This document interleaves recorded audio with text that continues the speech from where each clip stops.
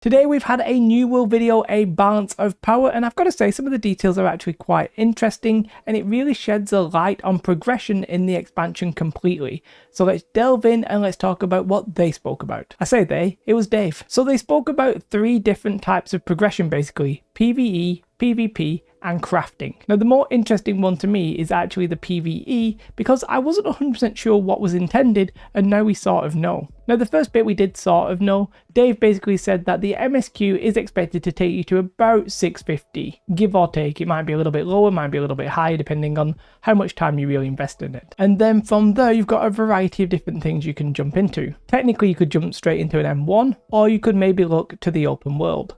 Now, open world enemies are obviously going to give you a variety of different gear scores depending on the level and the difficulty. So like elites are going to give you more than the non-elite. And they said that in the harder areas, which I sort of take to mean the elite zones, the non-named enemies will drop up to 690 gear score. Now we don't know what a level 65 normal mob will drop. Obviously, we just don't know that. It's not information that was given to us. But in the elite zones, a non-named enemy can go up to 690. And they said in the elite zones, now I basically take this to mean the 2 new chest runs in the Elysian Wilds, and possibly the old chest runs, I'm not really sure. The named enemies and the chests can give you gear score up to 700. Now when it comes to expeditions, the normal version of the endgame expeditions are going to give you a base level, or a max level I should say, at 685 gear score. And then the difference between an M1, M2 and M3 is basically the base. All of them can give you max gear score 700, but effectively the floor will be a little bit higher. Now we don't actually have those numbers, but I imagine maybe like an M1 might be anywhere from maybe like 660 to 700. And then an M2 might be 680 to 700. And then an M3 might be 690 to 700. Obviously we don't really have those bottom levels at the minute, but that's the plan. Now that sort of slightly contradicts something they said. They did say that the expedition high level mutations would not give you better gear. Well, technically it does sort of give you better gear because the floor is slightly increased, but I guess the maximum best gear is not better, if that makes sense. You can all just get 700 gear score, it's not like you can get more. What it basically means is that the amount of gear that you'll get at 700 in an M3 will be higher than what you get in an M1 just because of the variance. Alright, I mean it's effectively the same thing, but I sort of thought it would be a quantity of gear rather than the levels, but that's not the case. So there definitely is reason for doing M3, so that's definitely quite clear. They also mentioned corrupted portals. I'm assuming that the new caches rather than the old ones, they can also drop up to 700 gear score. And that basically concludes it for PvE when you think about it, except I think we need to sort of mention it here about named item upgrading. Now I'm not 100% sure what the floor is for the named items, but basically if you get a named item above 650 at least, you can turn it into a gear score 700 item. Now it does require quite a lot of mats actually. It's going to require either a weapon, armor, or jewelry matrix. And the mats for those, whilst they're not insane, they're not low either. You need a couple of prismatics, and the difficult one is going to be the prismatic block, but we're not going to talk about that right now. Now that's a little bit different from what Dave's been talking about with the upgrading of items that are already going to be automatically upgraded. You may have seen this already, but Dave posted a little update on Discord. Any named item that has a upgraded piece of that named item at 625 in the expansion is automatically going to be upgraded. So if you have it at 590, it will become 625. So you don't need to waste Umbral Shards. Now the smart money here, for my taste anyways, I'm just leaving all of my purple gear that I've not upgraded. And what I'm going to do is upgrade my BOEs, and I'm going to upgrade any sort of rusher gear that's sort of like at 599 or something. And I'm just going to keep all of them in a box, and then when the expansion comes out I'm just going to salvage absolutely everything. If I salvage purples it doesn't really matter. What you're trying to get there, by the way, is dark matter, and you sort of need that for the upgrading of the gear. So they're sort of slightly intertwined, those things a little bit. Anything that's from a dungeon is probably going to give you materia rather than matter, so it doesn't matter. And then they spoke about PvP and how you're going to get gear there. Of course you can get gear from Arena and Outpost Rush, however it sort of sounds like there's going to be a wide variance there. Now they didn't give us the floor on this one, but you can get legendary 700 gear score items, but I'm not sure what the range is. Could be anywhere from 650 to 700. We obviously just don't know right now. Or maybe some people do, but I don't. Then I have a big doubt over the next one. They spoke about the PvP influence changes and how they're supposed to feel really rewarding.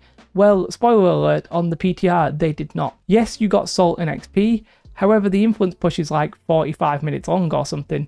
It isn't really that much. The best reward you actually get from doing the open world PvP is when you kill somebody, you get a loot baggie, and that actually has the best chance of getting good gear. The actual boxes that you got, well, I got 2 boxes for winning, and the items were just sad, like just low level purples. I just think it needs to give more items, but maybe keep the variants, so some of them are good and some of them aren't. I guess they don't want to give you too strong stuff too quickly. I suspect that might get buffed at some point, because it just felt really bad on the PTR. But doing the influence push, in theory, you can get gear, but it's just too random, I think, at the moment. They also spoke about the PvP reward track. Now, every 10 levels, you're guaranteed to get a 690 item. I don't know if it's a minimum of 690, like, can it actually be 700? I'm not sure about that. And then they spoke about crafting. Now, crafting is actually something we've pretty much talked about to death at this point. There's 2 main types of crafting beyond the named item upgrading, and that is simply the prismatic with the Azov Inductor and the chromatic seal, both of which, by the way, you buy from the faction vendor. Now, the Azov Inductor allows you to pick gear score 700 with the exact 3 perks that you want. Best in slot, BIS, BIS, you ain't getting better than that. And then the chromatic seal is sort of a similar thing, but the amount of materials are way less. You just don't need as many of the prismatic items. However, you only get to pick 2 of the perks. However, it is gear score 700, which means that the 3rd perk will be random, and I think at the minute that has a high chance of being health or refreshing, which, to be fair, I think a lot of people will want either of those 2 perks, so getting BIS that way seems very possible to me. And just speaking about the perk and which ones are like strong, there are some ones that are obviously stronger than the other ones. You've got like the Enchanted Ward and Grit Ward and all that kind of stuff. And he basically admitted that the health perk is almost an essential.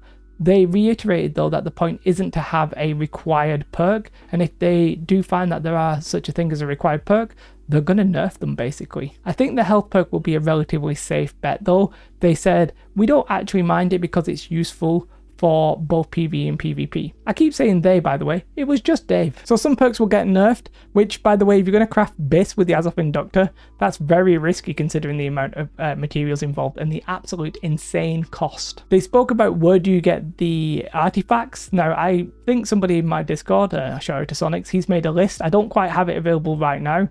Might make a separate video about where you actually get those, because I mean, Dave did say somebody was going to do it, so it might as well be me if nobody does it in time, or if they haven't done it. But basically, artifacts are coming from everywhere. They're coming from the MSQ, which I think those are the ones that are probably missing, by the way, from the PTR. They're coming from expeditions, they're coming from boss name drops, they're coming from the PvP reward track. Yeah, there's going to be a variety, and you're going to want to farm specifically for the one that you want. They did address the issue about some of the artifacts being on the season pass. Now, specifically, it's the free season pass, not the paid. If it was paid, there would be some insane pay-to-win concerns there. And really one of the issues that they spoke about is once this season ends, then those items, those artifacts, will just go into the pool somewhere and you'll be able to farm them. Normally, it won't be anything crazy. Now, there is a separate question about these artifacts being on the free season pass because, and the main issue is, you can simply buy levels, which means day one, if you really wanted to and you haven't found a cheese to like level it up day one, you can just buy all the levels and effectively get 2 artifacts for not free, but no effort, basically just your wallet. Now, is that pay to win? I don't like it. It's not something I'm a fan of. My instinct says it's not that bad, but I don't like the fact that you can buy the levels anyway. And to be fair, they've taken away a lot of the gear from the paid season pass and actually just sort of put like resources, skins, and a couple of things like that. A couple of matrices, by the way, which, you know, not amazing if you want to try and argue about pay to win. But yeah, I don't think it's that bad in the long run. However, it's a little bit weird and I would have preferred they don't exist, but I'm not deeply offended. No more than the season pass, having a paid season pass that gives you gold and stuff, so it is what it is. And yeah, that was it. They pretty much just addressed how progression is going to work. It was interesting to have some of the details, the MSQ to 650, expedition, the base sort of story mode is going to 685. That's actually quite a high, by the way. I think that's quite good. And then from that point on, you can either do mutations where you have the chance at 700, and when you get to an M3, it's even higher. Yeah, right. Overall, I think that's quite good. Elite chest runs, definitely back on the menu. I don't know if it's only going to be the ones in the Elysium Wilds, or if it's going to be Brimstone, etc. Some of the areas feel like they've, you know, I don't know if they've been fully scaled up or what have you. I didn't really check, if I'm honest. But chest runs, the fact that the chests are actually going to drop gear score 700 items, yeah, people are going to just farm them for days. Every single day, you're going to just do them. It just makes sense. I know chest runs never really went away, but for some people who got really burnt out with them, like myself, I haven't really been doing as many as I probably should. However, I'm back on it. New expansion, new world, let's go. Let me know your thoughts in the comments below. Big shout out to my Patreons. If you want to support the channel, the reason that that's the best way, quite simply, I get a higher cut of the money, and you know, I like money and I need money ever since going full time. So if you do want to support the channel, that is the best way. However, on Twitch, I stream pretty much 6 days a week, and when the expansion drops, that's going to be 7 days a week, and it's pretty much like a full day, about 8 hours. So come and give me some love there, either, you know, Twitch Prime or just a follow or whatever. I'd be very happy to see you, and we talk. For now, have a most beautiful day. Like and subscribe. Goodbye.